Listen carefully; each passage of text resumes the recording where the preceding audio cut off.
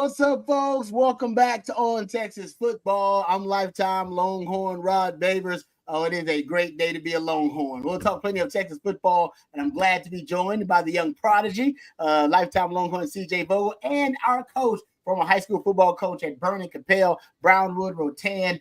Capel also played college football at Abilene Christian, also a coach there as well, was on the University of Texas football coaching staff for multiple head coaches, and you can find his work at shipleyranches.com today. It is Coach Bob Shipley. What's going on, What's Coach? up? I saw that little comment down there about the cow. What a the Cowtown CJ. Oh, man, CJ's become a legend. CJ was talking about a legend. Somebody's going to be a legend that day, and there's a few guys on the field and maybe one guy off the field who made a legend for himself. Huh? Oh, man. Hey, ain't no doubt. I missed it. All right, so I don't even know. I can't even. Apparently, it's now gone. It's out. We can't even. Hey, that's all right. The tape's gone, deleted, forever away. It's never gone. It was cold. Trust man. me. From my cold. I was escapades, ready to leave. I can tell you from personal experience, it's never gone. Hey, we don't want Mama Vogel to see that. And you know what? If it is out there, maybe CB got it somewhere. And there it is.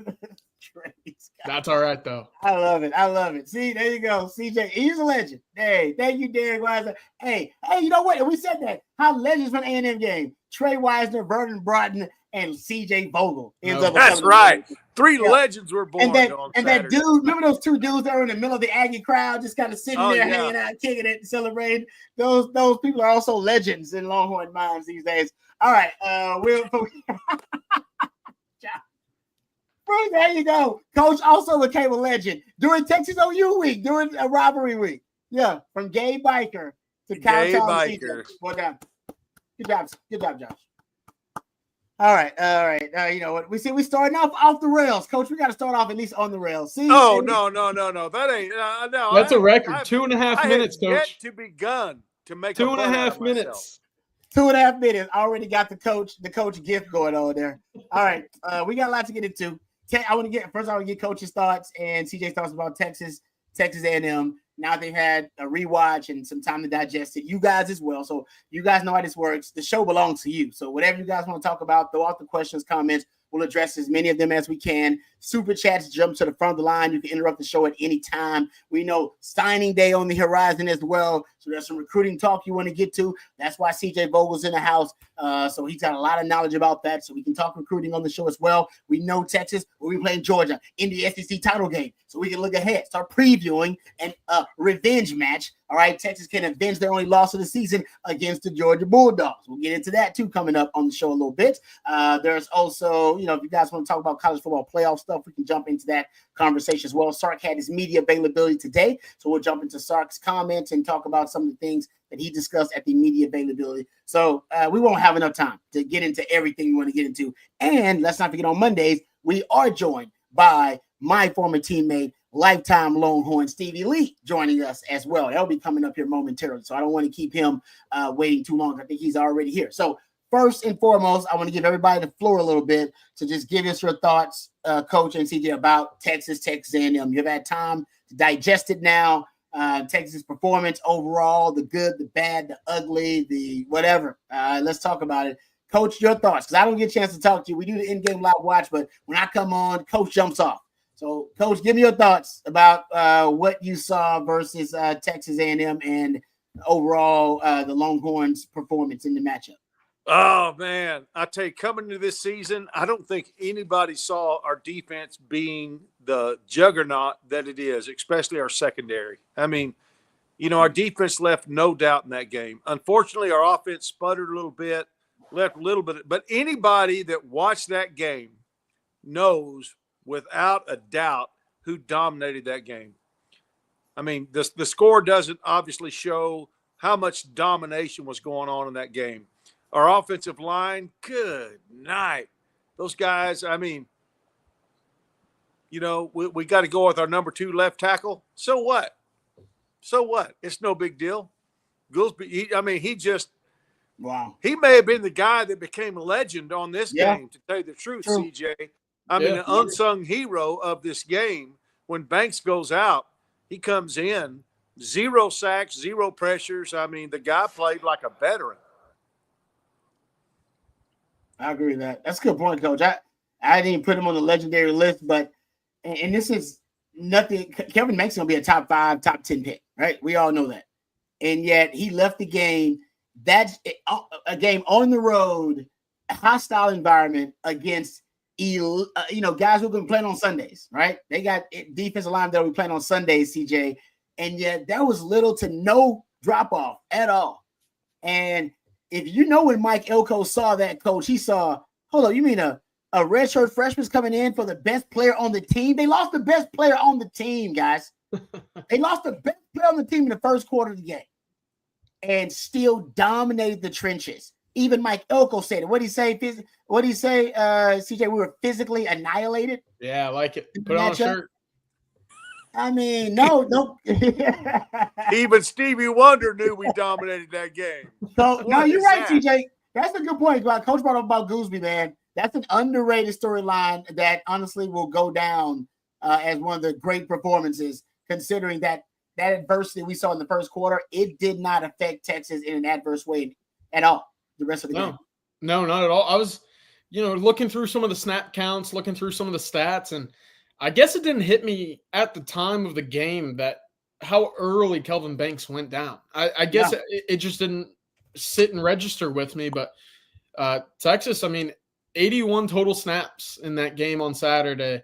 Kelvin Banks was only on the field for 7 of them. And then he was on the sideline in a boot. He was looked at by the training staff. And then at halftime, his day was declared done. So that meant 74 out of the 81 snaps went to Trevor Gooseby.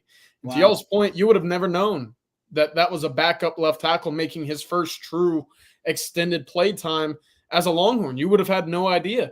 And I put the clips up on Texas football earlier today. I put some clips up on Twitter.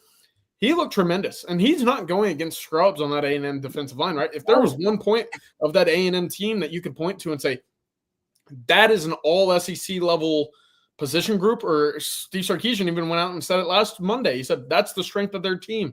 He handled it with what looked to be relative ease. And, the running game was on point for the second game. And really the last 10 quarters, the running game has looked the best it's looked the entire game. Pass protection, there wasn't a sack or a pressure allowed by Trevor Gooseby. I think Hayden Connor, if you want to single out someone that has flown completely under the radar for their appreciation of this team, Texas fans need to be looking at Hayden Connor at left guard saying he's done a hell of a job. And Texas wouldn't be where they were if it weren't for his efforts as well. So, overall, I thought the offensive line won the day. The defensive line, Vernon Broughton, won the day. Bill Norton, I got to shout out him as well, because without him, the 3 4th down stops wouldn't have been available either. Overall, a very sound, dominant performance. Coach, I'll echo you here. It was a dominating performance from the defense. There was some meat left on the bone offensively, but my goodness, the run game specifically with Tre Wisner, a second consecutive day with a career high 186 rushing yards on 33 attempts. Where would this team be without him right now? No, man. What a day, what a performance, and what a moment for Texas faithful leaving Kyle Field. I tell you what, we'll talk about it here in a bit, Rod, but the amount of kind of sarcastic SEC chants, the Texas fight chants, the Eyes of Texas, I put a video up on that after the game. That was incredible to see from the burnt orange that stuck around. And I was going to get to this one. It's 420 somewhere. I saw your comment. Texas fans walking into Kyle Field, the loudest, most raucous environment they'll play in all year, and leaving with an "I can't hear you" chant. Yeah, pretty darn good. I ain't gonna lie. Yeah, I saw the Gunnar Helm tweet too that you called that loud. No, man, the defense silenced the crowd because the Aggie offense, other than that first drive of the game, they never were able to make enough plays to ignite that crowd to get them back. I really thought they would make a change at quarterback. I can't believe they didn't make a change at quarterback. I kind of thought the same, Coach, because I made a note of this right before halftime. The first drive, they moved the ball pretty easily, right? I'm looking at it now, 9 plays, 65 yards. And I think after that, once Texas kind of settled in, there was no consistency, right? Maybe they moved the ball to midfield, but it wasn't because of chunk plays. They had 3 drives after the interception. 10 plays, 26 yards. That's 2.6 yards per play. All right. Next drive after that, 3 and out, punt, give the ball back to Texas after they went up 14-0. Drive after that led into the final field goal attempt for the Longhorns. 10 plays, 33 yards. That's 20 plays that went for less than 60 yards on 2 drives. They had no success. They had no vertical passing attack. They had no time to have the quarterback sit in the pocket. When he took off, I mean, that was the big goal of the game, was make sure the edges are on point, make sure the linebackers can pursue, and Texas only missed 3 tackles on the afternoon. It was a phenomenal performance on the evening. Yeah. Hey, when you're that quarterback and you've got Anthony Hill spying you, that can't be very encouraging. That's got to be like, oh crap. 100%. Well, yeah, and him spying you, but then you got Vern Broughton, who's breathing down your throat constantly. You got Colin Simmons, who's coming off the edge, screaming like a banshee. I mean, it is. I'm with you, Coach. It seemed like to me, and we talked about it before the game. I don't know how A&M is going to score against this Texas team. They're going to have to break tendency. They really didn't do that, and they couldn't score against this Texas defense. Right. All right, let's talk to somebody who knows a lot of defense, and we'll get back to that matchup. Obviously, your questions, super chats, I know you guys got them out there, so we'll get to those as well. But we got lifetime logo and Stevie Lee joining us, as always, courtesy of our friends over at Hard Grove Roofing. Thank you very much to Hard Grove Roofing for being sponsors of On Texas Football and, of course, the Winning Drive. This segment brought to you by friends at Hard Grove Roofing. They have offices all over Louisiana, Arkansas, and, of course, the great state of Texas, including Austin, Texas. They'll take care of all of your roofing needs, plus they're Longhorn friendly. They have partnerships with Lifetime Longhorn Stevie Lee, as well as Lifetime Longhorn Bert Arbin as well. They also are offering a free roof inspection if you give them a call today, 512-645-3202, or visit hardgroveroofing.com today. Thank you very much to Hard Grove Roofing, because they bring us my former teammate, Lifetime Longhorn Stevie Lee. What's going on, Stevie? How was your holiday weekend, brother?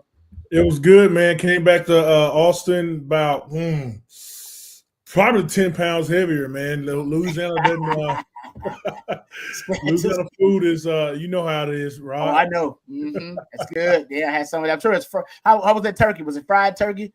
We did just a regular roasted turkey this year, but the Cajun stuffing, bro. Oh yeah, seafood stuffing.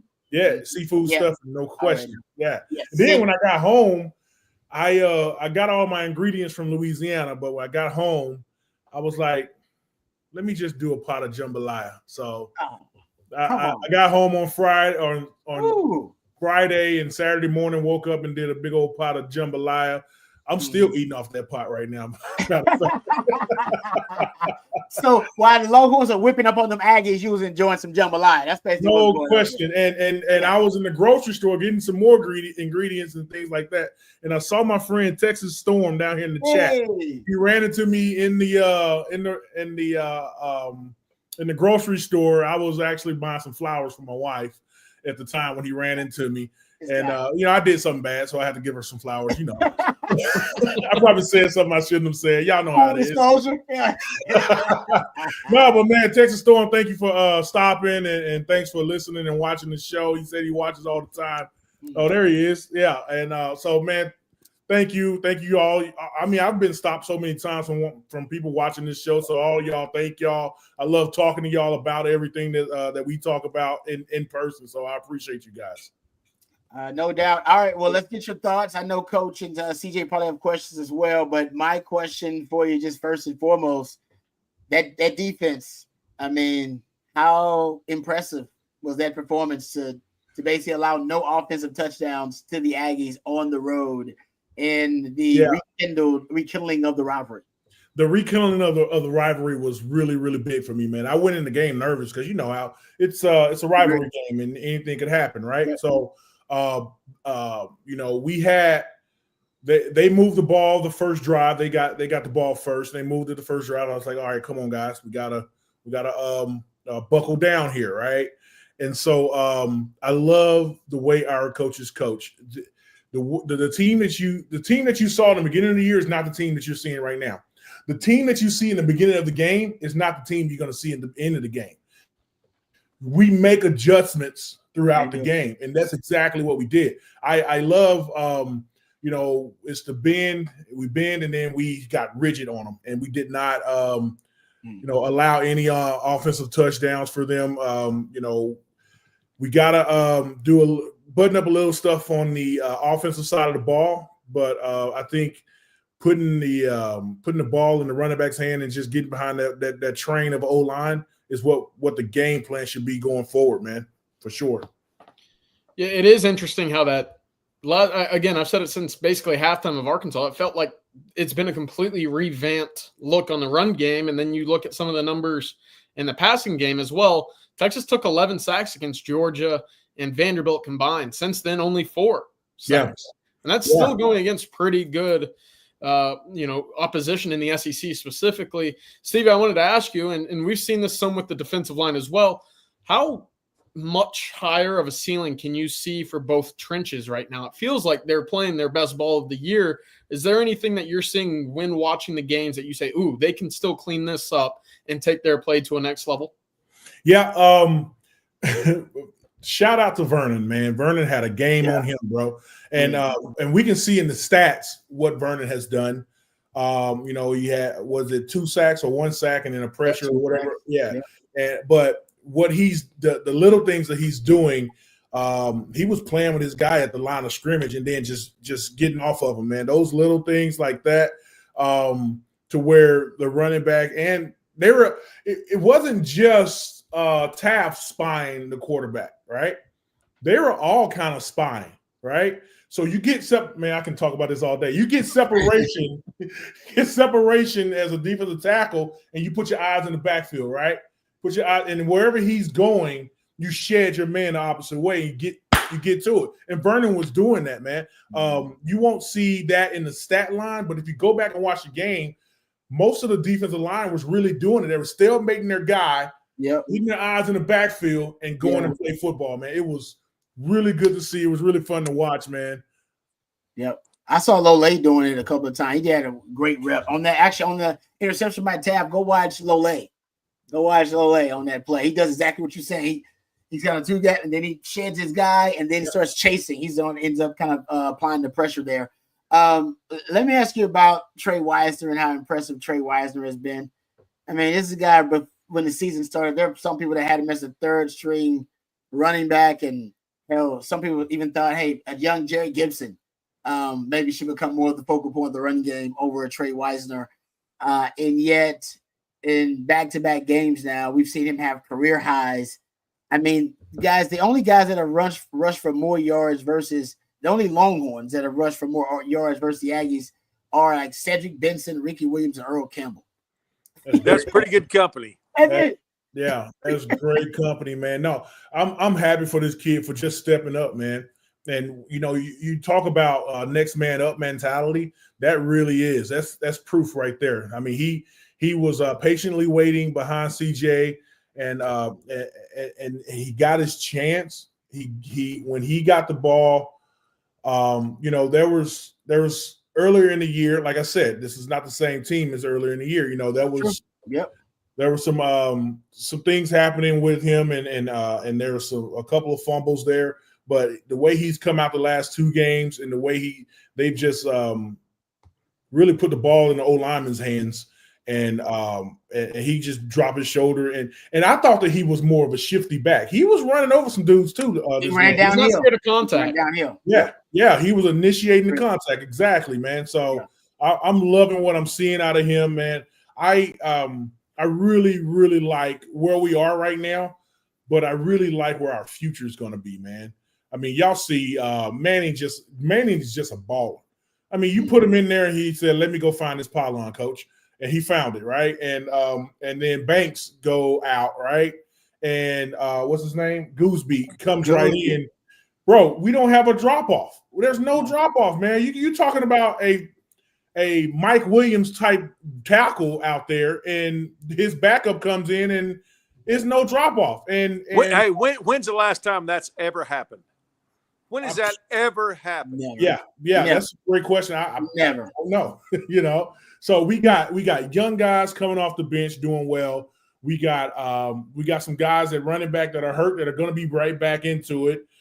We got a great quarterback that's going to take the helm. So I love this season. We still got business to finish, but these extra bowl practices and this extra off season, man, no telling how good we can be next year as well. Yep. Stevie, I got to ask you a question. Timeout. Okay. Tell me about that Jackie Robinson jersey behind you. Oh man, that's awesome. I love me some Jackie. I love me some Jackie. Really? Okay. So I just put this up, right? Like right before I got on. I've had it for years. I was invited to, and I forget the organization, but it's my wife loves this guy, Doug English. Y'all know Doug English. Yeah, I know Doug English. Yeah. So Doug does a fundraiser every year for his organization, right? Yeah. And we were invited, sat at his table and everything, and this was an auction item at the fundraiser. It's a Jackie Robinson jersey signed by Barack Obama, right? Ooh. And I got the letter of authenticity is in the back and everything. And so we were doing the auction, and I was like, babe, I'm leaving with this jersey. And so she let me get it all the way up to a number that I was even uncomfortable with. For real, man. And it's been in I gotta clean it, but it's been in my been just like off to the side forever. And I was like, babe, I gotta put this up. I took all the other stuff down and I put it up. It's a great story. It raised money for spinal injuries that Doug English does every year. And so I'm really proud of that, man. It's wow. You know, sometimes you work hard, you get a little money in your belt, in your pocket, and then you just want to splurge on something. So thanks. Hey, let me tell you, Jackie Robinson is the first African American to play in Major League Baseball. Yeah, that is a great investment. It is, and then it's the first African American president. That's right. It's a great investment. Yeah. Oh, so awesome. I love it. Yeah, man. The family right there, man. That's a generational thing. I like that. No, good stuff. All right, Steve, I won't keep you for too long. My final question. Texas has their upcoming matchup versus Georgia. It is settled now. They will get a chance to avenge their only loss of the season. Just what are your thoughts about the upcoming matchup? Seeing them again, Texas has a lot to prove because of the last time they were pretty much a no-show. Let's be honest about. And I understand why defensively they were not. Offensively, I'm talking about offensively. Defensively, we know defensively they always show up. So I want to make sure I put that out there. Absolutely. So, and I understand why you said that, and you're right. We got. I'm feeling really good because it's really hard to beat a good team, twice in 1 year. So I feel good about that. The other thing is we're a different team than we were back then, right? The other thing is we played horrible the first half. Everyone hangs their hat off of what we did that first half. We played horrible. If you really look at it, we came back and had opportunities to tie that game up in the second half. Right, we started playing better. We settled down. We Quinn got his footing under him in that second half, and it's one of those sayings, Rod, that Coach Brown used to say. We didn't lose that game. We ran out of time. Right. Yeah. So Texas, a lot of people really like, oh, Texas got manhandled by Georgia in their own home stadium, but we started to settle down. We're settled now, right? You should be damn scared of the Longhorns going into Atlanta right now, man. So it's not going to be a cakewalk like they did the first half when they were in Austin. So we're going to come out fired up and ready to avenge this loss. And how sweet would it be the first year in the Big 12? First year in the SEC, and we win it. You know what I'm saying? With my other podcast I'm on with Sean Clinch, Stories Inside the Man Cage, y'all go check that out. The Pass Rush with Stevie Lee episode, I recorded it last night. We talked about I talked about how I like my team now because one, we're fired up and ready to go, and two, we know what they can throw at us because they threw everything at us, everything that they had at us. And if you watch Georgia's last few games, they're on the ropes right now. I don't think they've gotten better, like we've gotten better. You know what I'm saying? So I'm really looking forward to it. I've been thinking about going, but it's baby girl's birthday weekend tomorrow. Hey. Shout out to my soon-to-be 15-year-old daughter. She just walked in the house. Ooh, it flies by. Man, it flies, and that's my youngest daughter at 15. Man, I'm about to be an empty nester after a while. Get out of here, man! I ain't that old. Yeah, happy birthday, mama. Yeah. Hey, have you got anybody like Rod to set her up with a good dude like you? Hey, mama. Hey, oh man, she looks like mama. That's crazy. No, she look like her daddy, boy. Oh man. Oh man, that's wild. Yeah, man, that's crazy. I guess I look because I see mom. She looks like mama to me. I don't know. Hey, listen, that's good though. You want your daughters to look like mama. That's good. You need to get Rod on the payroll to find her a dude. Okay? Yeah, for real, man. Rod, you gotta. Well, a dude better than me though. You know. No. Hey, dude, I still brag about that hookup, man. Come on, that's what I still brag about that. That beautiful family you got there. Hey, I was like, hey man, I take a little small piece. You take a lot of credit, bro. We tell everybody. You know, it was Rob Babers, man.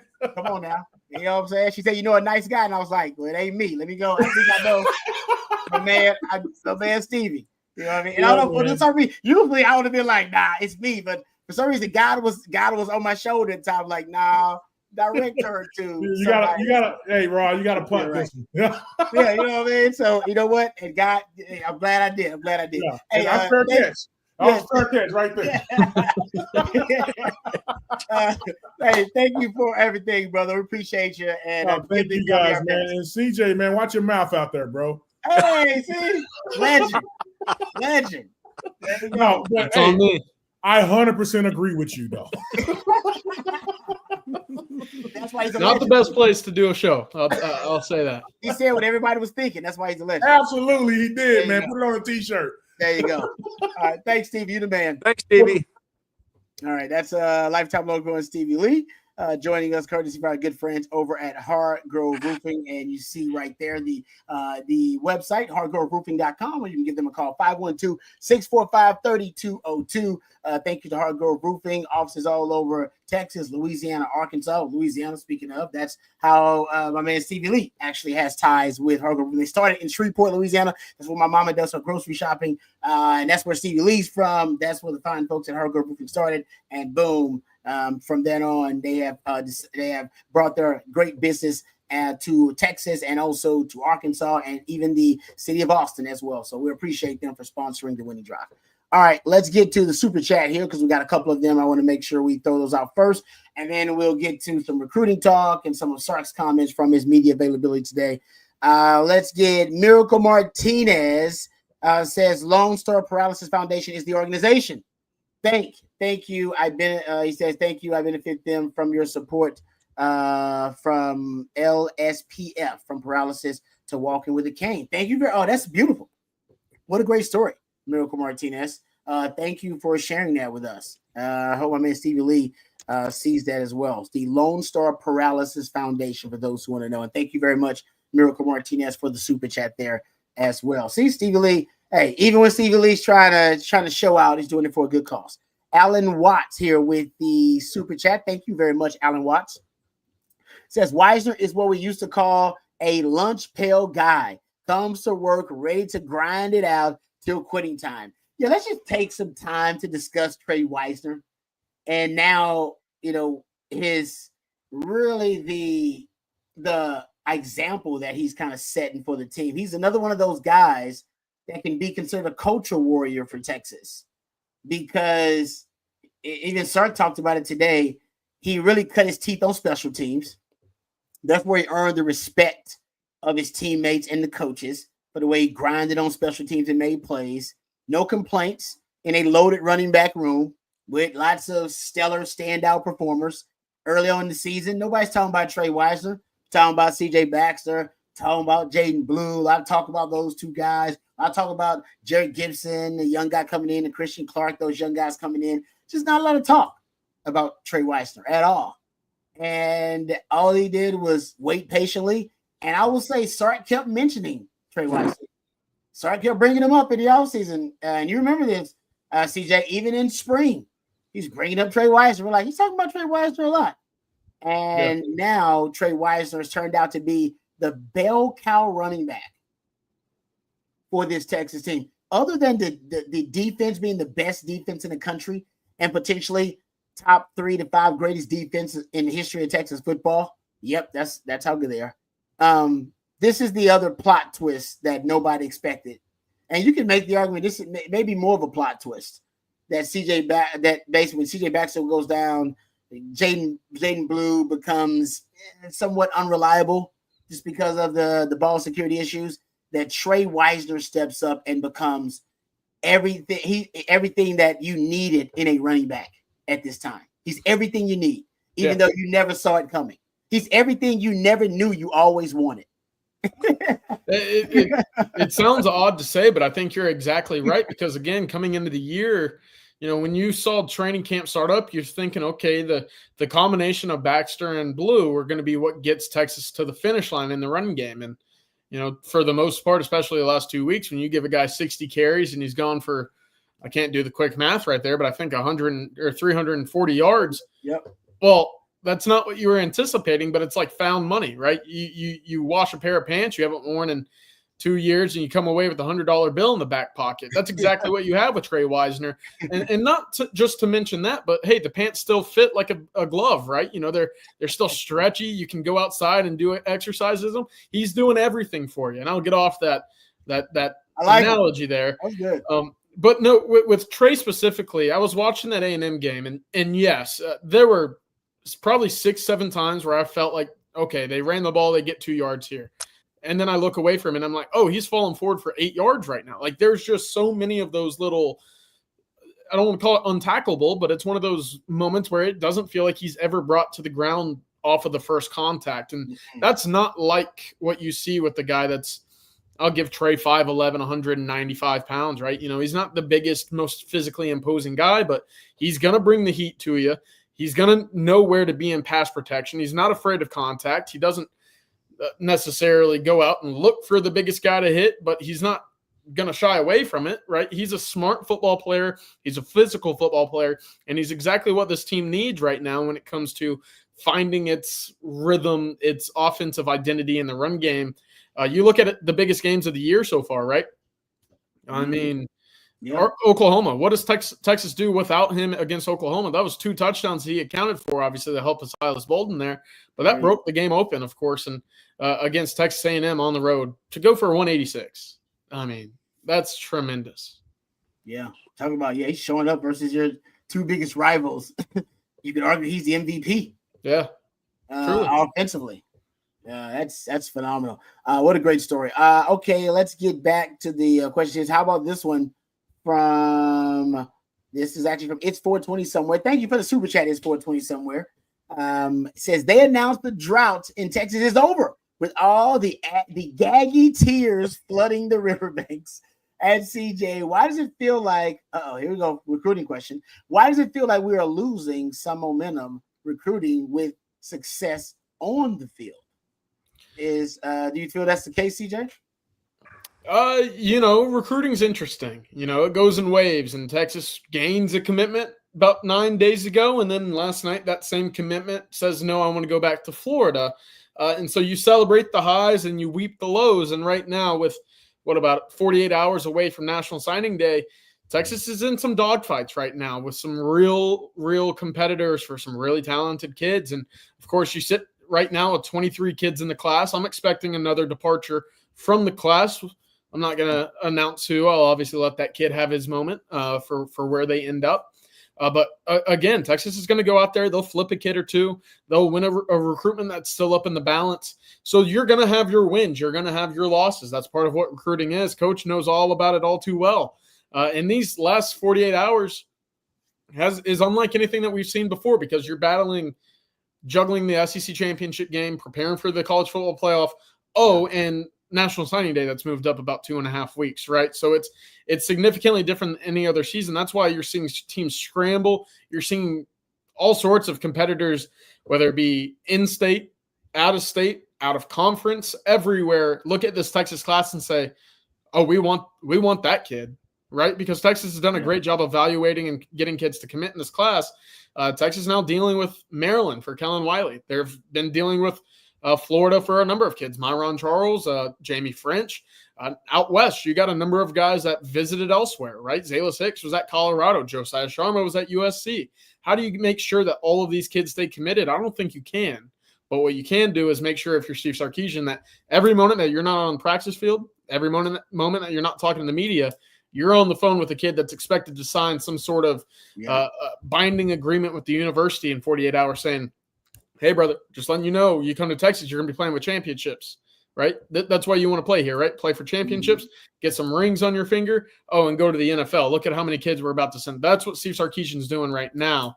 And that's why you're kind of seeing the balance of, this is great, but we might lose a kid or two. Well, everyone's got money, right?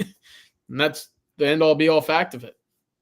No, I heard Sark talking today in his media availability coach. He was basically like, the line is, he says that we don't have the time right now because we're prepping for an SEC title game and prepping for college football playoffs. We don't have the time to spend, as much as some other schools on the phone with you to babysit you and to woo you and to talk about how great you are.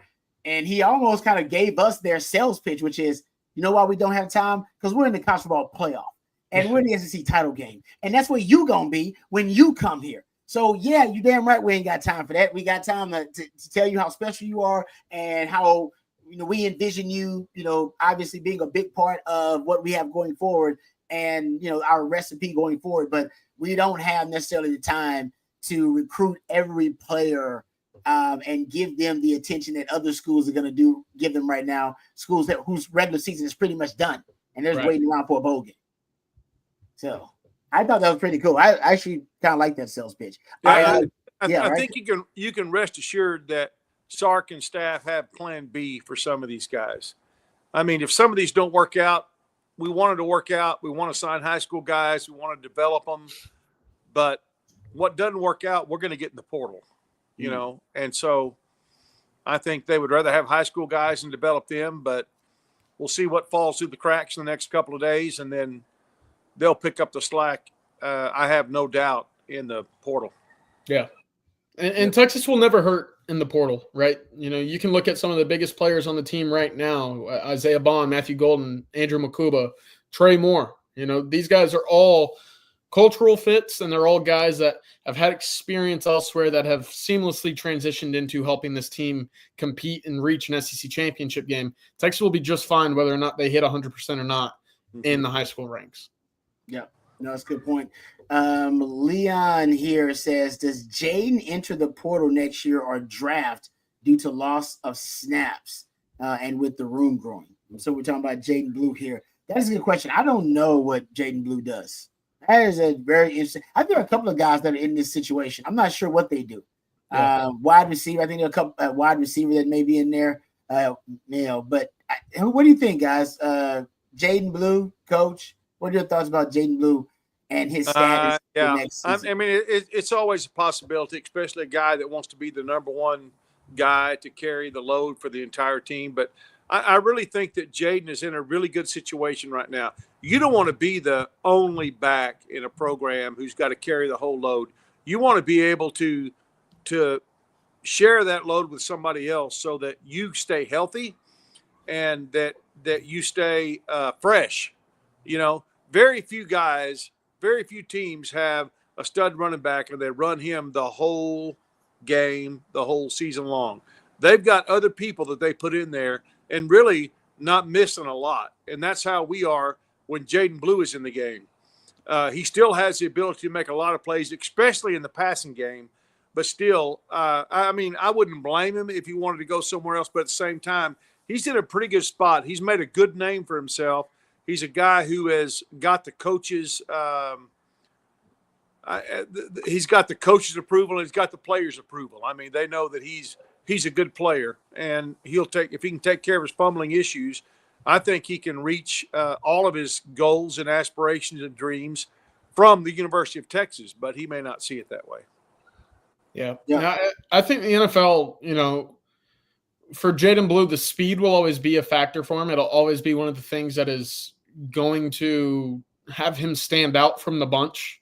Yeah. Will that be enough to get him to declare early enough for what he is expecting from his college career? I don't know, because again, the production maybe not where he expected it to be. The fumbling certainly a bit of a hindrance in terms of what his professional draft value will be.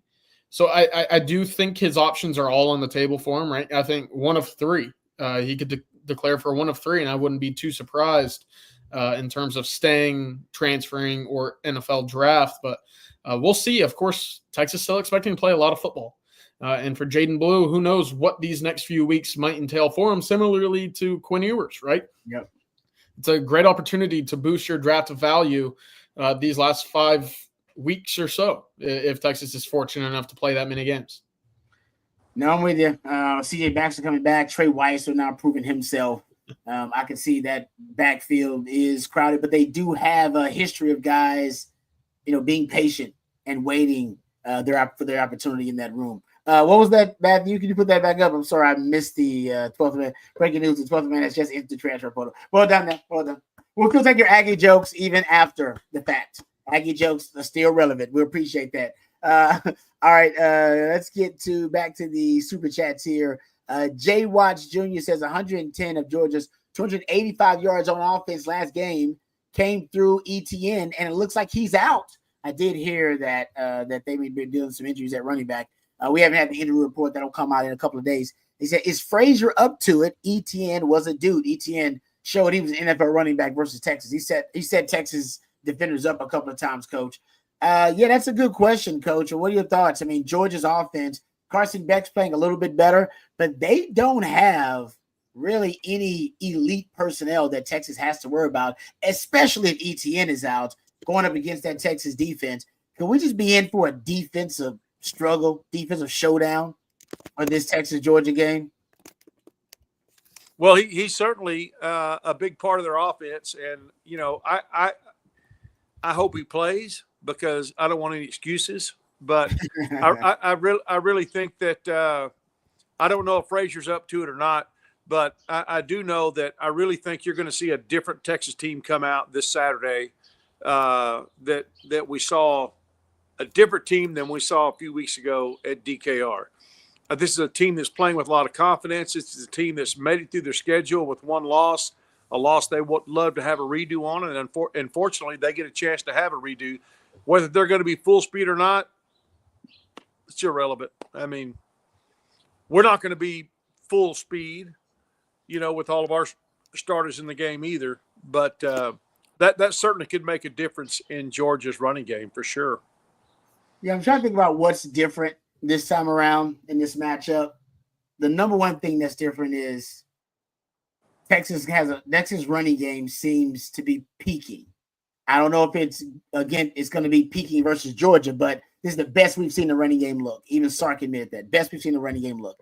That wasn't the case versus Georgia. You were inept in the running game versus Georgia. That's one thing that's different. Is Quinn different? I don't know if Quinn's different, actually. I think he's – I don't know if he's different. I think you could get some still inconsistent play from Quinn. Remember, in the second half, we saw him rebound versus Georgia and make some plays. But the O-line seems different in the running game. To me, seemed like the biggest difference. The defense was still playing elite back then. I mean, defense is what defense is. They've been great all year. They really haven't regressed or haven't, dipped in their productivity at all. They've just been great all year. So I think that those are the two biggest differences. And Carson Beck's playing a little bit better. And now if ETN is not going to play, throw that in there also among what the biggest differences are now between that matchup and this one. You were at home then, but now you got to go on the road. Essentially, it's a road game because you're playing in Atlanta. I did hear they're going to wear the icy white still as opposed to the burnt orange, which if that's the case, well done. Sign me up. Love the icy whites. Oh, speaking of, hey, how about this one? Perfect segue. Mike with the super chat says, fun discussion. Best road unis in the game. Texas has the best, in my opinion, but Penn State is a close second. What are your thoughts? All right, I know you guys watch a lot of college football. CJ, you're young, so I know you care about unis more than Coach does. What are your thoughts about the best? I love the Stormtroopers, the icy whites. I don't know if there's anything better, in my opinion, but of course I'm biased. What are your thoughts? So is Mike. Mike's a little biased. Best road unis out there? Anybody that wears black shoes is not in the running for best road unis. Just because of black shoes disqualify you, Coach? Just that simple? It totally disqualifies you. It makes you look so much slower. It really does. Black that's shoes fair. make you look slower. That's It's fair. You just look a fact. clunky. That's true. Good point. I'm not disagreeing with that, Coach. Damn, I never thought about that. Actually, Yeah. I like that. Yeah, you It's do. a fact. You got to get the neon cleats, Coach. Right. Ooh, neon. Coach don't like that. Neon cleats, Coach, like neon orange or green. No, or I don't understand that. I mean, we played some teams early this year. They're wearing all colored neon shoes. I'm like, what's the deal? Just put on your white shoes and let's go. Put on your right shoes. Don't put on black though, because Coach said that ain't No, that makes you look slow. I don't know why it does, but it does. Even in Coach's Day, you're like this. So any of your players had black shoes on? Would you just No, we always wore white. Always wore white. There Even though we weren't fast, we had to make the other team appear to be we were faster than we really were. Yeah, on field we didn't need fast. black to show. We didn't need black shoes to show them how slow we really were. I like it.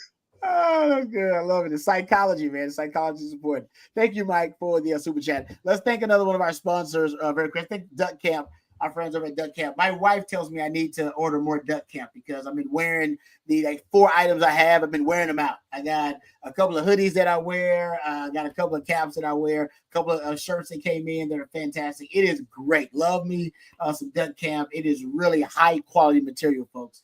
That's why I've been wearing it out so much. She's actually a little jealous because she wants me to order her some Duck Camp. Producing premium outdoor goods for the outdoor spirit in all of us, Duck Camp is dedicated to providing the best outdoor goods so you can outdoor good, whether you're an avid hunter or you prefer fishing, or if you're like me and you want to fake it, right? You want to fake it till you make it, and you just like the camaraderie of the campsite. Duck Camp is dedicated to making sure they understand the culture of outdoor living and the good times and good friends that come along with living an outdoor lifestyle. Go check out their new fall selection. Go check it out right now at duckcamp.com and go there before it's all gone, because they do sell out of some of their more popular items. I know that because I went there not too long ago. Some of the stuff that I really love is sold out. I'm sure they got it back in stock, or they'll be getting it back in stock. Go check it out for yourself and see what you like over at duckcamp.com. They do a great job. And thank you to Duck Camp for sponsoring the winning drive. All right, let's get to some of the questions, and then we'll get to some of Sark's comments because CJ was there, and CJ's got some recruiting nuggets for us. How about this one? MJF says, through regular season, who is our offensive MVP, defensive MVP, coaching MVP? Ooh, I like that. None Sark. Can't pick Sark for the coaching MVP. I like this one. All right. Who want to go first here? Coach, you want to go first? Offensive MVP, defensive MVP, and then a coaching MVP, but it can't be Sark. So you got to go to one of the assistants. I'm going to say offensively, Gunnar Helm, defensively, Anthony Hill, coaching, PK. That's good. The Gunnar Helm one is so good because anytime Quinn's in trouble, doesn't it feel like he looks to Gunnar Helm? He's running outside that pocket. He feels like he knows exactly where Gunnar Helm is going to be. We saw it in the Kentucky game, right? Scramble outside the pocket, found him in the end zone. He did it once in this game too. On a 3rd and 8. He got the hurdle. Yeah, another hurdle. Yeah, that was it. That's such. And who would have thought, guys? That we talked about how deep the receiving core was going into this season. The leading receiver on this team is Gunnar Helm. I wouldn't have expected it. Never would have been on my bingo card. Hey, but I'm telling you, me either. But eating crow never tasted so good. I remember, and y'all remember the day when I said, Gunnar Helm, he's just a guy. He's just a guy. He's not going to lose games. He's not going to win games. He's just a guy. Wow, was I wrong? I was so wrong, and I'm so glad I was wrong. He's the offensive MVP of this season to me. If you're looking at the most trustworthy elements of the offense, I mean, he has been the most consistent all season. It hadn't been the O-line. It hadn't been the run game. It hadn't been Quinn. And the wide receivers, God bless them, but it's a kind of a different – there's stretches where it's a different guy that steps up for you. That's just because of the depth of the wide receiving group. But one constant has been Helm. Nightmare on Helm Street, as I believe he was once called, which I love. Good stuff there, Coach. I like that one. Who was your coach? Coach, who's your PK? PK. Damn right. Yep. Yeah. Oh, of course. No duh. Yeah. All right. CJ, who you got? Yeah, hard not to pick the coordinator of the number one defense in the country, right? I'll rock with PK as well. Coach, it's hard not to pick the same guys. If I had to go a little different, I think Matthew Golden's got a really underrated case. His one-on-one route winning ability in the red zone when Texas needs a touchdown, he's the guy that brings it in. He's had 2 one-handed catches already this year. Clint, enjoy this next week or two, man. I don't know how you got stuck in that situation, but nice. Absolutely. I think Matthew Golden's had a really underrated case all season long to be a guy who has been a really important piece of this offense. Obviously, Tre Wisner right now playing a very integral role as well for the offense. Defensively, and this is interesting, Anthony Hill is number 1 for me. But I think you could even point to Jahdae Barron locking down a side of the field. Yeah. The way that he's been playing. But the case for maybe 4 guys is available, right? Mm-hmm. Michael Taff, his leadership, his communication back deep. Colin Simmons and the instant, statistical output that he puts on the field in about 30 plays every game. Alfred Collins, Vernon Broughton, the 2 of them with what they've done in the middle. I mean, there should have been another interception on the tally this week for the Texas defense. I'm sure Baron Sorrell did his 10 push-ups for dropping that interception, but that play is created by Alfred Collins, creating interior push, getting a hand on the pass and going straight up in the air. I mean, that's the little things that I don't think shows up on the highlight reel all too much, but I mean, that changes games. If that play is brought in, if that catch is made by Baron Sorrell, Texas probably starts another drive on the plus 40, right? That's great. So a lot of really impactful guys so far this year, and number 1 defense for a reason. Yeah. I like whips and clips. I feel like Muhammad has been under the radar, a lockdown corner. I totally agree with you about that. First of all, both you guys chose. I agree with both of your selections, Helm and Golden. I mean, think about Golden is, I brought up all the receivers. There have been stretches where they contribute, and not that it's a bad thing, but I just think there are other stretches where they're less impactful, right? We saw it early on. There's a lot of Ryan Wingo, and then like after the Vanderbilt, we saw Ryan Wingo just kind of go ghost for a while, and then A&M game, he started to make some plays again. You're like, hey, that's Ryan Wingo. I love that guy. And then Isaiah Bond is starting to disappear a little bit from the passing game because of miscommunication, injury, or whatever. We saw that with DeAndre Moore to start the season. Remember, he couldn't get a target in the first 3 games. Like, where's DeAndre Moore? Like, I don't know. He's doing everything right. Ball just can't find him. Silas Bowden flashes.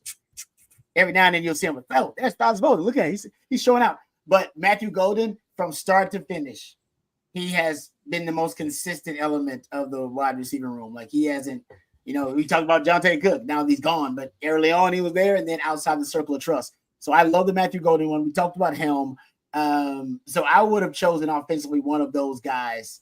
I agree with you. They just been really, really consistent. If I had to choose another one, now it looks like it's probably for me going to be the O-line and just the way they've really turned the page. They have become a straight. They were so inconsistent to start the season. Now they look like they're playing like the O-line that we thought they would be. The Joe Moore award-winning potential offensive line.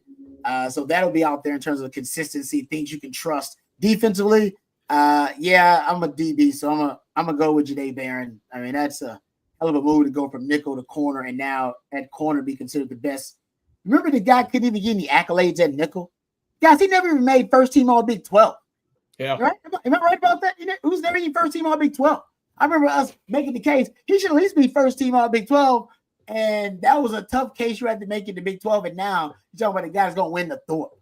Yeah, no kidding. That's a hell. So I'm gonna go there, even though I love you guys, but I love your suggestion about Anthony Hill, and there's some other ones too. And Tap Dad, you can throw out there.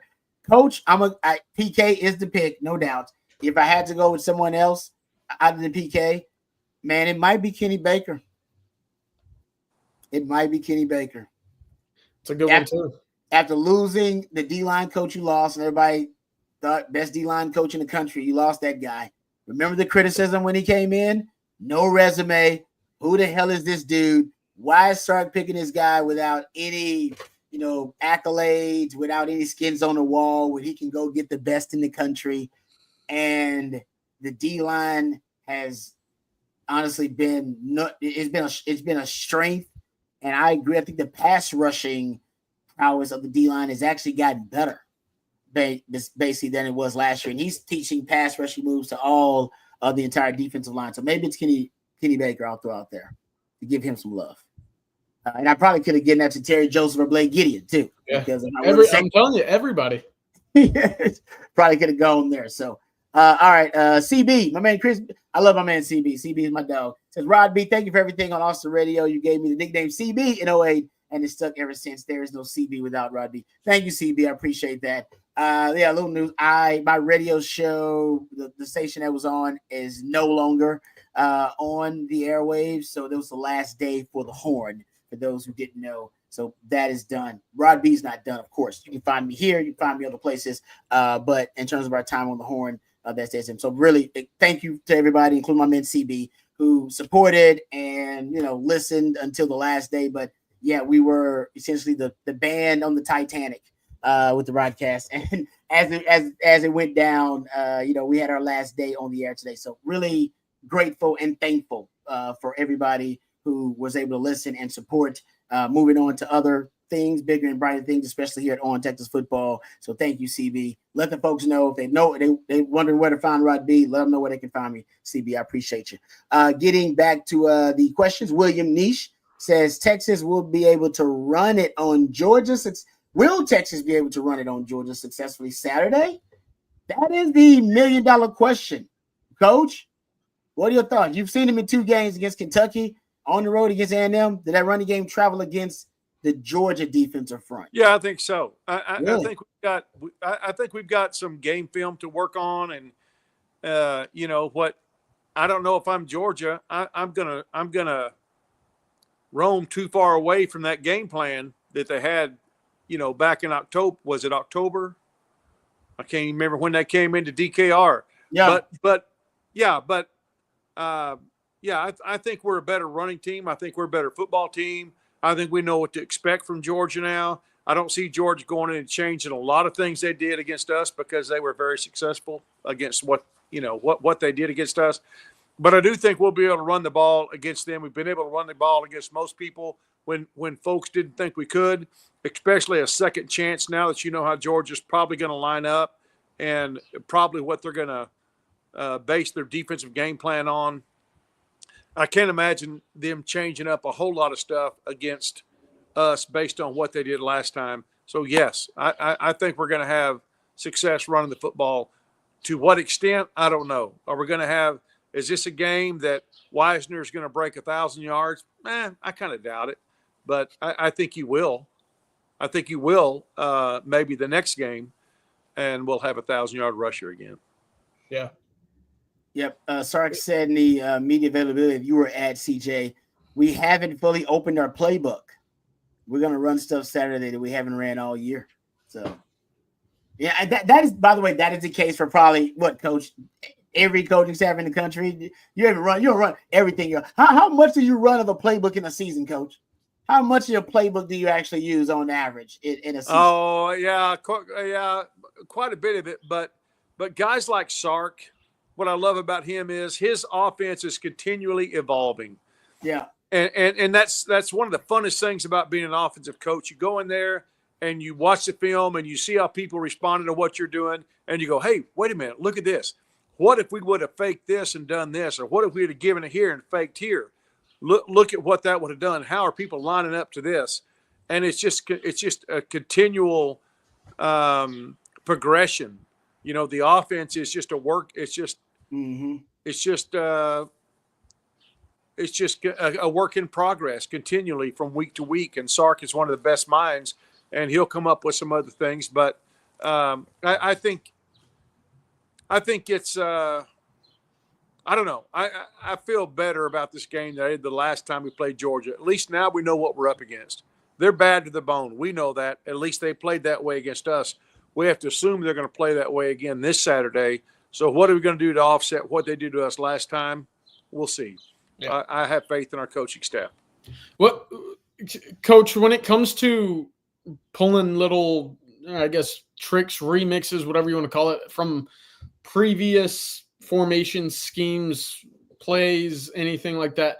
Is that something that's always taught before the year, whether it be spring ball or install? Is it like, hey, just keep this in mind, we'll come back to it? Or could it also just be, hey, this week we got a brand new formation. We're going to bring Arch in for a few plays. We're going to bring the tackle over. We're going to run a read option. We haven't seen that all year. We haven't seen that entire look. We haven't seen that package.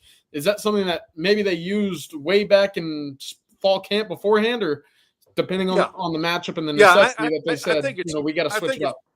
I think it's probably both. I think it's stuff that they've been working on, they've kept in their hip pocket, but there's other things that they see as the season progresses and the offense evolves, and they see how defenses are going to line up to them. They can see weaknesses in those defenses as they line up to them. And so I think I think there's some things you certainly have in your hip pocket. There's other things that are just an offensive staff that's looking for ways to progress and further the offense is going to continue to look for things that defenses are doing. Yeah, they're taking away this, but they're giving us this. And so I think obviously Sark has so much as said. He's got things in his hip pocket he hasn't shown yet. We're going to see those things this week. But I think we're also going to see just some natural progressions as Coach watches film and says, here's another thing we can do off this. There's another thing we can do off this play. Here's something else we can do. We can change this and that, where it looks like you're doing more things than you actually are. Yeah. No, I can't wait to see what he's got in store. Hopefully, Sark's he's got in his bag. That's why I want Texas to get that bye. I think Sark with extra time is dangerous. Extra time to prepare. He's coming up with something really, really innovative. All right. Thanks for the question there. How about this one? Scott wants to know, did Gooseby solidify the left tackle for next season? He's definitely got a hell of a lead, right, in that competition. Right, CJ? Yeah, absolutely. With the way that he played? I had him in pencil, for 2025. I think I can go ahead and erase that and put it back in with pen. I mean, what else do you need to see from a left tackle candidate to make you think that he's going to be the guy for 2025? I mean, to see Banks go down and to see Gooseby fill in and really exceed all expectations and play the way that he did in his first meaningful extended snaps. I mean, absolutely. He's going to be the guy at left tackle for Texas next year. Yep. Hey, and you got to give him credit, guys, because here's a guy, he didn't know going into the game this was going to happen.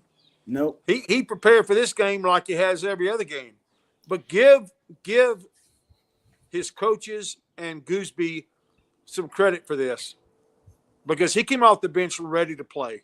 Mm-hmm. There wasn't any, like, I got to catch up to the speed of the game. No, from the first play, he didn't have a pressure or sack all game long. That's Kyle Flood and Gooseby, impressive. Those guys. What a great job. I mean, that's the true test. You don't know you're going to have to go in after 7 or 8 plays, but he does, and he just mops up the field with the great job he did. I don't think there's any doubt that not only does he solidify left tackle for next season, I feel like that he could be a dadgum leader. I mean, he's a guy who's come off the bench. He knows what it's like. He can teach those young guys what it's like to get the mental reps, because he's not getting all the reps that the starters are getting. Right. So you have to get mental reps. You have to be ready. You never know when your name's going to be called. And one of the best things that can happen to you is for Gooseby to go in and do what he did and show everybody else, oh, okay, I get it now. I get it why Gooseby is so dialed in every week, even though he never gets to play. Yep. Example. Lead by example. No, good stuff there, Coach. All right, let's take another one of our sponsors before we move on. We'll answer some more questions before we end the winning drive today. But let's thank South Point, our friends over at South Point Dodge. Texas football fans, you can score an easy extra point this season when you get to the point with our friends over at South Point Dodge. They have over 600 vehicles in stock right now, including a great selection of Ram 1500s, 2500s, and 3500s. Whatever your truck needs, South Point Dodge is the one-stop shop. They have right now a great deal happening with over 50. That's right, folks. 50 Ram 2500s, all marked down with huge savings. You can go see their inventory online at southpointdodge.com, or you can go see it for yourself in person off of I-35 in South Austin at South Point Dodge. Whatever your truck needs, South Point Dodge is the one-stop shop. It's Austin's automotive everything. southpointdodge.com. Thank you very much, South Point Dodge, for sponsoring the winning drive. We really appreciate them. All right, let's get back. Coachy says, what do you guys think about the way they start playing? They start playing the fake injuries like Ole Miss every time we got a first down. All right, now I did see a lot of Aggies going down. I assumed the Aggies were, genuinely like hurt. I don't know. Do we think they were faking injuries? What do you guys think, Coach? CJ, were they faking it? CJ? I didn't think so at the time. I still don't think so now. One more and I might have thought it. It was like three, right? It was like three. There were two back-to-back to begin what I thought was like the first possession of the fourth quarter when Texas was still up 10. I thought maybe there was some gamesmanship there because, of course, Texas didn't run out the full 40 of the play clock, which I kind of thought was on Sark and Quinn to figure out because they still had that time to run off. But I didn't want to just immediately think that someone was faking an injury when I don't think A&M has a history of that. Okay. Coach, you smiling. What do you think? Yeah, I didn't get that sense during the game. Okay. Yeah. All right. Yeah, no, I didn't think about that. I thought I said genuinely those big humans are wearing them out. They just had how many overtimes? How many overtimes was that? Was it 4 overtimes they had versus Auburn? And someone asked us about that in the chat. I didn't think that would be an issue, but I also didn't think Texas was going to run the ball as much as they did versus the Aggies. And I think they were just worn down. Yeah, I said so. Maybe Sark was like, "Nah, man, they just played 4 overtimes. We're gonna wear them down." By the way, you know who just played a lot of overtimes? Georgia. 8 of them. Whatever it was. How many overtimes was it? I forgot. Was it 8? Was it 8? It was some ridiculous number. So I do think it actually played a role a little bit against A&M late. At least with all the guys going down, and Georgia will come in there a little bit worn out. At least if you can get them to the fourth quarter like that. All right. Jeff here with a super chat. Thank you, Jeff. Says, Rod, you were early and very right about this defense. You deserve a virtual hug. Also, loved your analysis about communications and finding work in the defensive backfield. Thank you, Jeff. We went over that in the second watch. That tap interception was just it's my favorite defensive play. And go check out, the second watch, and we talk about why that's my favorite play. Because, guys, do you guys remember, you guys watching on film, the Florida game, Arkansas game, Kentucky game, they complete those deep over routes against Texas, those deep crossers. All 3 teams each week, they complete one of those against Texas, and it was for like 40 yards and like 30. They were like chunk yardage plays against Texas.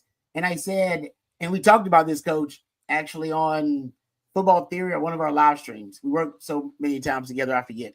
But we talked about if you were, playing against Texas, what would you use against them? And I said that's one of the things I would use, that deep crosser, that deep over. You got to have time, but if you get time, it might be open. That's what the interception came on. Texas self-scouted. They knew that the Aggies were going to use it. And the Aggies, it was a nice play design. It was just better football IQ and situational awareness by Texas on that play. So go check out the second watch. I kind of break it all down there. All right. How about this one from Dez? Why is no one talking about the defense not giving up a touchdown versus OU or Aggie? Bobby Burton brought it up. Bobby Burton actually, first person I heard, he said against all the rivals, they only allowed 7 offensive points versus the rivals. The touchdowns, I think it's like 1 touchdown. Arkansas is the only team of the rivals that scored a touchdown against the Texas defense. Offense. It's pretty good. Of those offenses that scored touchdowns. There you go. Boom. There you go. Thank you. So Bobby brought it up, Des. He did. 1. That's unbelievable. Boom. That is. I'll take that 100 out of 100 seasons. I don't even know how that's possible. That is. I'm with that. I don't know where we're gonna rank this defense all the time, but I think it's gonna end up being top 3 all the time. All right. Let me ask you this: Is PK, in y'all's opinion, is he a legitimate candidate for the Broyles Award? Broyles? The Broyle Award? Hell yeah. He should be. He should be. Absolutely. Yep. Legitimately. Especially, I That mean, good? So is that good or bad? Is he going to be poached now? I don't for know a if he head wants coaching to be a job? head coach. I'm the same way. I think he would have had his opportunities, or at least entered his name for some coaching candidacies earlier in his career. Look, those Agreed. Washington defenses were superb. I don't think he's one of those guys that's itching to climb the ladder and become a head coach. I think he's very happy with where he is. Again, he's not a guy that Texas sends on the road to recruit all that often either. So you have to think about program building and what it means to be the face of a program. PK is very happy with what he's doing right now, and the way that his defenses are playing. I mean, how could you not be? So I think he's pretty content right now, and he absolutely should be at the top of that list for the Broyles Award. I mean, what he's done, tremendous. I agree. Yeah, well, if something happened and he got his dream job offered to him, I think we got a guy on staff that can take over. Yeah, absolutely right. That's a great point. Yeah, Johnny Nansen could take over. Hell, Scott Hazelton? Wasn't he a defensive coordinator at Michigan State? And the guy he's coaching Nichols now. He was a defensive coordinator. So you got two former DCs. Not saying you should give it to him over the other. My point is Sark's in a position, if that happened, that he wouldn't be SOL. Chin Ups says, what adjustments did we make after the Aggies' first drive? They moved the ball pretty good on that one drive. Yeah, they were just spreading Texas out really well. They ran some empty formation on that first drive. CJ, they spread Texas out. And I thought ultimately they kind of caught Texas by surprise coming out kind of with a pass first mentality. And then once Texas adjusted to that, I don't think there was really much of anything that the Aggies could do. But anything that you saw, CJ, other than them just coming out, the Aggies with a really good opening script against the Longhorns? Yeah, they definitely did have a strong script. I thought more so than anything it was just that Texas defense needing to settle in, and just understand the atmosphere, the environment, see a couple snaps and just make sure that they are where their feet were at the time rather than getting kind of, flooded by the atmosphere and environment, because it was rocking, let me tell you. Yeah. The first play, the big play on the second play of the game, I believe, looked kind of like a wheel route. It was a switch. Scissors route from the bottom of the route. So, instead of going up and crossing up at the top, they kind of did it underneath. Yeah. The running back found a space in which Jade took the post route from the number one wide receiver.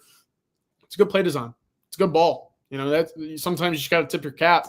It's a great opening script play because it was a big chunk yardage play for 27 yards.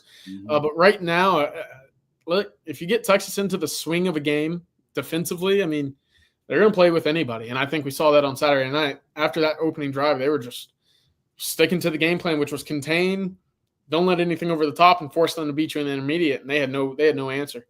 I felt like Marcel Reed. I talked all last week about the fact he is a good dual threat quarterback. He's not a great dual threat quarterback because he gets tackled very easily. You can reach out there and arm tackle the guy. He's not going to break any tackles. And sure enough, he wound up fumbling the ball. He's just not a guy who can carry the load for a team. You might can sneak up on somebody occasionally with a guy like him, dual threat, but the way we had him spied with Anthony and other guys after that first drive, I think we had a pretty good beat on him, and I think we held him as good as we could possibly hold him. And his throwing obviously is he'll throw a great pass one time, the next time he's just way off target. He's inconsistent. But I felt like that, again, a guy like that's a dual threat quarterback that's easy to bring down. It kind of takes a little bit of the luster off of what he can do, because you can reach out and arm tackle him easily. Yeah. No, I agree with that. And I think Taft made a couple of really nice plays on him in the open field too. And he did have one big 20-plus yard run, but other than that, I'm with you. They kept him corralled. All right, let's thank our final sponsor of the evening, our friends over at Flat Creek Estate Winery. Did you know the most awarded wine in Texas is actually the vineyard closest to Austin? That's right, folks. Flat Creek Estate Winery is just minutes from downtown Austin. They've won award after award for their vintage wine, Super Texan. That's right, folks. Super Texan, one of my wife's favorite wines. Actually, over the Thanksgiving holiday, brought some Super Texan to the family because she's such a big fan of it. Down for the Thanksgiving holiday, they have it at your local Specs. They also have it at your local Central Market. I saw a display there when we do some of our grocery shopping. So go check it out for yourself. FlatCreekEstate.com. It's also a gorgeous venue with barbecues and wine tastings every single weekend. Perfect for a day date with your significant other or a weekend getaway with your significant other. That's Flat Creek Estate Winery, FlatCreekEstate.com. Thank you very much for sponsoring the winning drive and being part of the On Texas football family. I believe we got one more super chat, and I guess we'll end it on this one. Jeff, thank you for the super chat. Really appreciate it. Who's better? Rank, please. Defensive line, offensive line, DBs, linebackers, running backs, receivers, or QB. Note, Quinn Ewers' QBR rank is 32. All right. All right. And are we just doing the best on our team, or where they like just rank among the Longhorn groups or nationally? Who's the best position group right now on the 40 acres? Basically what Jeff is asking, and then rank them accordingly. So who is your best position group right now for Texas? For me, you go ahead, Coach. You go first. No. I say DBs. I say DBs, followed by offensive line, and then linebackers, then maybe receivers, defensive line, running backs, maybe a tie. Quarterback is at the bottom of the list for me. Quarterback is last. Yeah. Huh? Quarterback is last. That's interesting though. When Jeff brings up, you're right. I don't disagree with that. It's just weird to say it out loud. Yeah. It's hard to make an argument against it, right? You have the number one defense in the entire country, and then you have a award finalist on the offensive line. Your running backs now run for 340 yards the last two games. I see it. The one thing I would probably switch, I think I'd switch defensive line and wide receiver. I know the wide receiver group is deep and talented, but something still leads me to be wanting to see something, more from them on the field. Whereas I think we're seeing that defensive line very close to its ceiling right now, which is great and maybe a bit worrying, but I think that defensive line would trump that wide receiver group for me, at least. Is it because of Quinn's play that he's limited? And that's the issue. Yes. But yeah. on the other side, I mean, who aside from Matthew Golden can you say consistently is the guy that's giving it his all? I know DeAndre Morris had some really, really positive moments, blocking in space, doing the little extra things. But there's been runs that have been chopped down because of a missed block or a block not being given 100% effort. That's, and that's a little bit of it, whatnot. Quarterback absolutely would elevate the wide receivers, no doubt about it. But no, I don't disagree with that. I would go DBs. I'm with Coach. I'm a little biased, so DBs I think are playing better than any group right now. I think they're playing at a really, really high level. So that's the top of the list for me. And yeah, I do. I think and the thing about it is, Rod, you and I were the first ones to call out the DBs last season. Yeah, we did. Called them out. You're right. But let me tell you, I didn't like doing it, but I love doing this. What's the strength of our team? DBs. I love it. I love to be able to say that.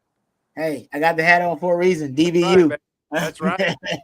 All right. Thank you very much, Jeff, for the super chat. Really appreciate it. And thank you guys for all your participation tonight. It really means a lot to us. You helping us build this On Texas football community. Now, tomorrow, remind everybody, tomorrow you'll get a chance with Coffee and Football. If you didn't get your questions answered, we didn't get to all of them. Coffee and Football starting up at 8 a.m.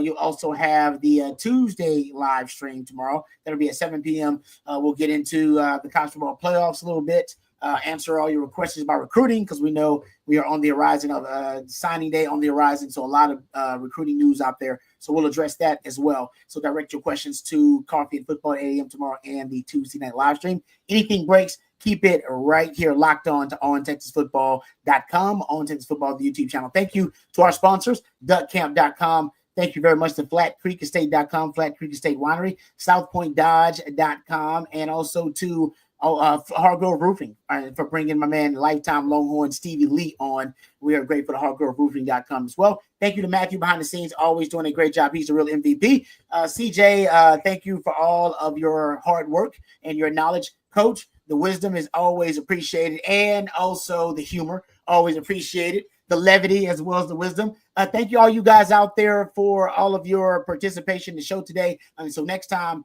hook 'em horns.